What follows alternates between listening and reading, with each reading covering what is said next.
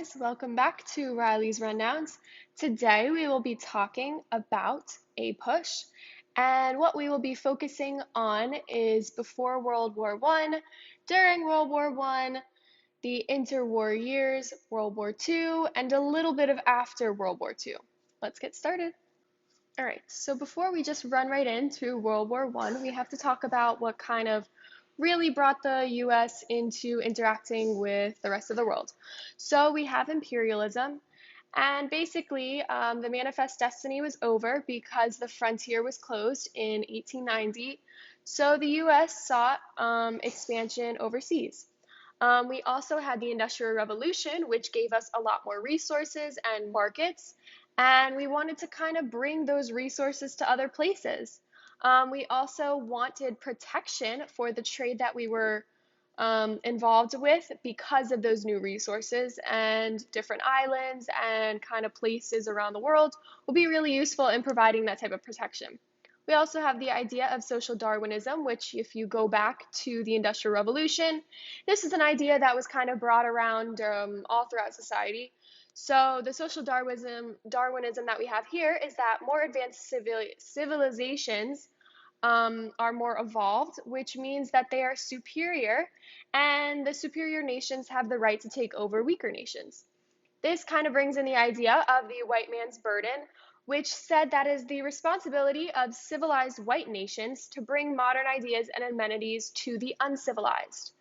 But as you will see when we get into the world wars, these white men weren't so civilized.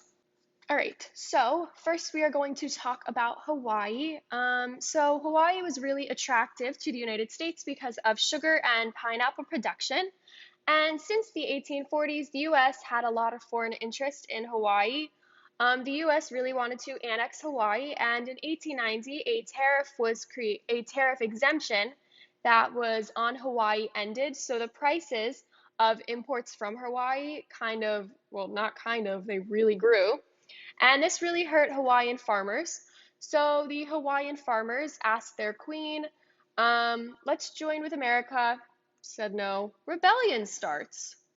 So initially, after this rebellion did occur and the Hawaiian queen was overthrown, Hawaii wanted to be annexed by the US, but that was rejected by Grover Cleveland.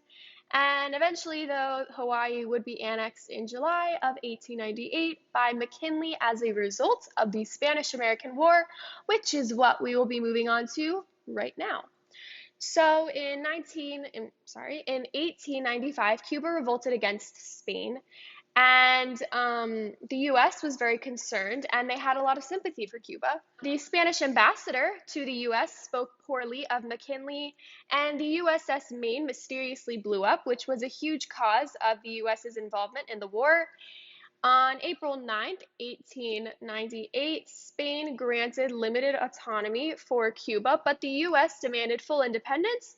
So on April 11th, McKinley asked Congress to declare war, and the Teller Amendment was passed in return, which said that once Spain was overthrown in Cuba, Cuba would be free.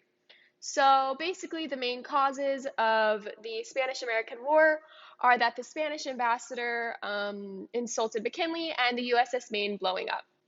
During this war, we have the Rough Riders, which brought Teddy Roosevelt into a national level.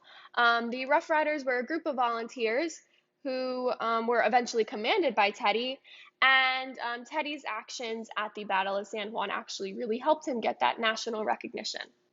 On August 12th of 1898, an armistice was signed. 500 Americans died during battle, and 5,000 died because of disease. After the Spanish-American War, America gained Guam, Cuba, and Puerto Rico, and the Philippines had a plan for McKinley to Christianize and civilize. The key question, along with all this new land, is does the Constitution allow for imperialism, and does it protect these people? So we have the insular cases where the Constitution did not apply to these new areas, and they were subject to American rule, but they did not have American rights. We also have the Platt Amendment that said that Cuba cannot have treaties with other countries that compromise their independence, and the Philippines thought that they would receive their independence just like Cuba did, but they were not included in those peace negotiations. Eventually, there was the Philippine-American War because of this, which used guerrilla warfare. This is a war that was bloodier than the Spanish-American War. And eventually, the leader, Aguinaldo, was captured in 1901, and the organized resistance ended in 1902. Another area where the US would start to get involved is China. So there were all of these spheres in China that were established by Europe, and the US was really fearful on missing out on all of these new markets in China. So the Secretary of State, John Hay, wrote the Open Door Note, where he wanted to ensure that the US wouldn't be locked out of China. Moving on, we have the Panama Canal, which was vital to U.S. interests because it would cut down travel time for shipping and the military. So we have the Hay-Paunce-Fort Treaty of 1901, which gave the U.S. the right to build a canal and fortify it. But Colombia, who was ruling Panama at the time, rejected this treaty. And this was the first time that Teddy will use his big stick diplomacy, where he used careful negotiations, and if necessary, he would always be prepared for any possible engagement because of his large navy.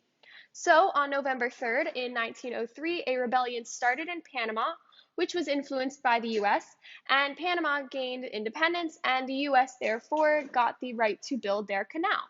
The construction of this canal started in 1904 and used a lock system to save time, but there were hard-working conditions during the building process. Next, we have the Roosevelt Corollary to the Monroe Doctrine.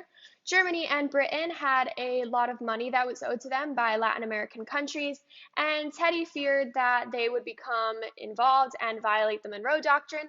So Roosevelt issued his Roosevelt Corollary in 1904, which said that the U.S. had the right to intervene in Latin America to prevent chronic wrongdoing, which basically meant large debt or civil unrest. The impact of the corollary was that the US would become a lot more involved in Latin America.